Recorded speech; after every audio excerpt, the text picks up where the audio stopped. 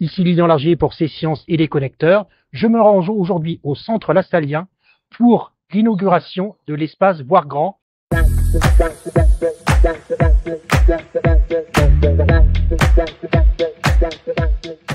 Le projet de l'espace Voir Grand au centre Lassalien, c'est un projet qu'on chérit beaucoup. On a travaillé fort avec le centre et on voyait beaucoup d'arrimage au niveau de la philosophie du centre. Et vous savez, ici à Montréal, on a déjà beaucoup d'infrastructures au niveau de l'info nuagique, donc beaucoup d'investissements qui ont été faits, en fait 2,57 milliards d'argent. Et on a beaucoup d'employés qui sont aussi de la grande région de Montréal. Donc nous, on voyait un rapprochement entre ce qu'on fait au niveau des technologies, puis l'intérêt pour aider les jeunes à rêver. Notre but, c'est d'aider les jeunes de façon très concrète. Donc, ils vont pouvoir jouer avec des robots, programmer des robots. Ils vont pouvoir utiliser une imprimante 3D, comme on voit en arrière de moi qui fonctionne en ce moment. Ils vont pouvoir jouer avec des découpes laser, avec des casques de réalité virtuelle, mais apprendre à coder. Donc, vraiment leur donner le goût des technologies. Puis même les technologies d'art aussi, on a fourni des équipements pour faire de la photographie, des caméras 360. On peut vraiment apprendre puis éventuellement avoir une carrière en technologie.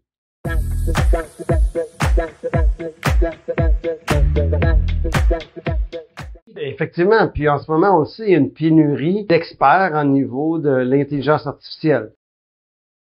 Nous, ce qui est important lorsqu'on a regardé avec qui s'arrimer pour ce grand projet-là, c'était de prendre une organisation qui était très, très bien organisée. Donc ici, au Centre Lassalien, ça fait à peu près 20 ans qu'ils existent.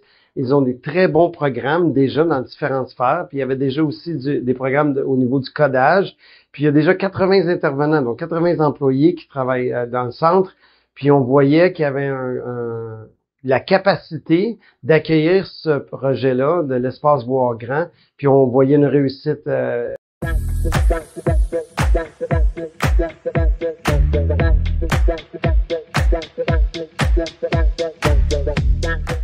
Les discussions ont commencé il y a à peu près 1 an, donc à peu près 1 an entre le jour des premières conversations avec le Centre Lassalien et la réalisation aujourd'hui, le 30 septembre, du lancement du centre. Ce qu'on fait aujourd'hui, le 30 septembre, vraiment, on a coupé le ruban du centre.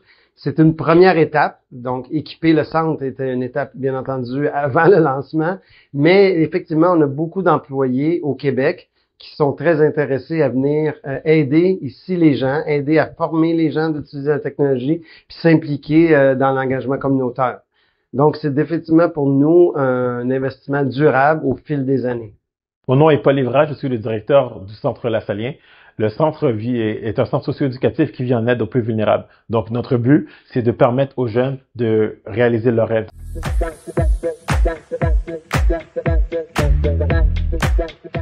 Tout à fait. En fait, le centre a été créé de façon à avoir plusieurs espaces différents qui permettent de toucher un peu à tout.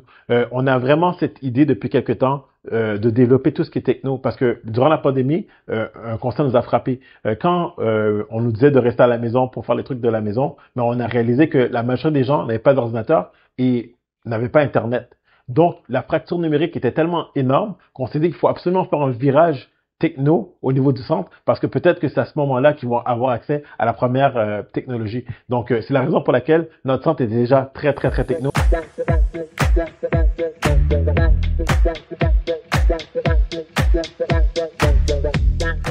Si Amazon vient ici, c'est parce qu'ils sont conscients qu'il y a beaucoup de talents dans le quartier Saint-Michel, beaucoup de talents au Québec, beaucoup de talents à Montréal. Donc, c'est pas rien, en fait, le fait que Amazon soit présent. Amazon nous dit, puis dit aux jeunes, on croit en vous, on va vous donner les outils pour que vous ayez la même chance que tout le monde, en fait. Donc, c'est un message très, très fort, mais c'est un message très, très fort pour Montréal. Tu sais, quand Amazon a décidé de faire le premier francophone, ça n'a pas été facile. Ils ont dû tout rebonifier leurs éléments qui étaient en anglais, en français, puis c'est pas une simple traduction, c'est de comprendre le spécifique québécois.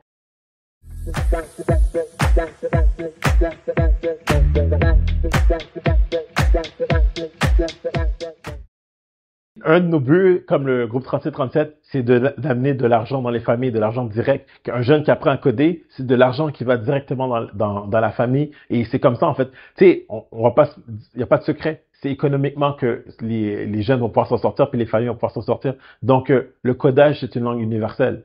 Donc, en apprenant à coder, eh ben, tu peux faire tout ce que tu peux dans le monde. Tu sais, un jeune qui commence l'école aujourd'hui, 80% des métiers qu'ils vont occuper n'existent pas encore. Fait qu'à partir de ce moment-là, c'est qu'ils ont besoin d'une éducation transversale. Et c'est ce que l'espace Amazon permet de faire. Et quand vous dites que ça va bonifier ce qu'on fait déjà, c'est déjà cette mentalité qu'on a. On essaie de développer les compétences sociales, les compétences transversales pour que ce jeune-là puisse, après, s'adapter.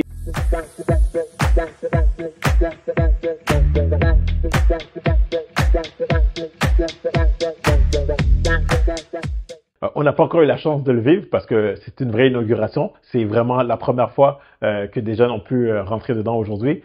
Mais je le sais, j'ai la certitude que c'est ce qui va se passer parce que les jeunes ont juste besoin des outils. Puis j'ai donné un exemple, on a donné un cours de codage de plusieurs niveaux. On a un jeune de 5 ans qu'on a dû mettre dans un groupe de 10 ans parce que c'était trop facile pour lui. Un autre exemple, il y a un jeune qui vient d'arriver au Québec qui parlait à peine le français, qui parlait déjà plusieurs langues. On l'a appris à coder. Maintenant, il a une petite business, il fait des sites Internet pour des petites entreprises. On a beaucoup d'organisations privées qui croient au Centre Lassalien. Tu sais, j'ai l'opportunité, je regarde la salle dans laquelle je suis, c'est un don qu'on a eu d'une organisation qui s'appelle Bureau Vision qui dit, nous, on croit à ce que vous faites. J'ai la possibilité, cette opportunité d'avoir une société civile qui se dit, OK, nous, c'est quoi notre champ de compétences? On va se mettre ensemble et on va aider l'enfant, en fait. Vous connaissez l'adage qui dit qu'il faut tout un village pour élever un enfant? Mais au Centre Lassalien, on le voit. Il y a des sportifs qui sont là, il y a les policiers, il y a les ambulanciers, il y a maintenant Amazon, il y a Bureau Vision, il y a les écoles. Tout le monde met la main à la pâte avec son champ d'expertise et se dit, c'est comment je peux aider à ce que le jeune puisse atteindre son rêve.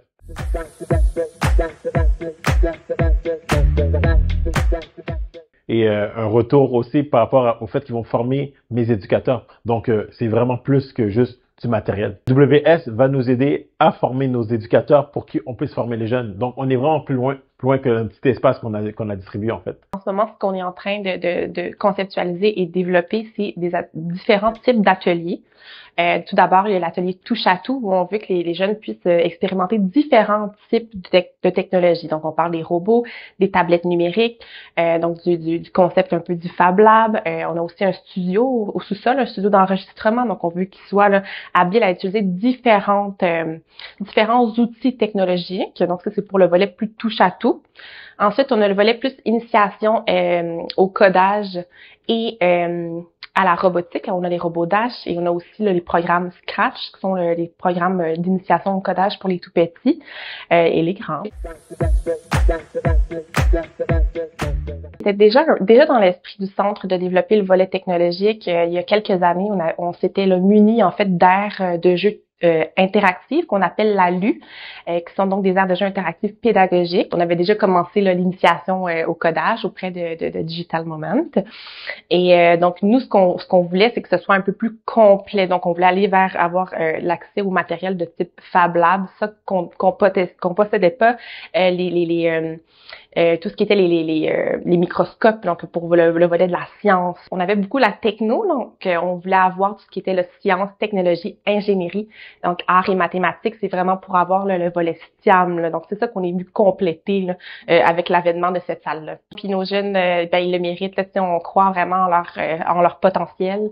Donc c'est vraiment, je pense en investissant vraiment dans la jeunesse, ça sera très profitable.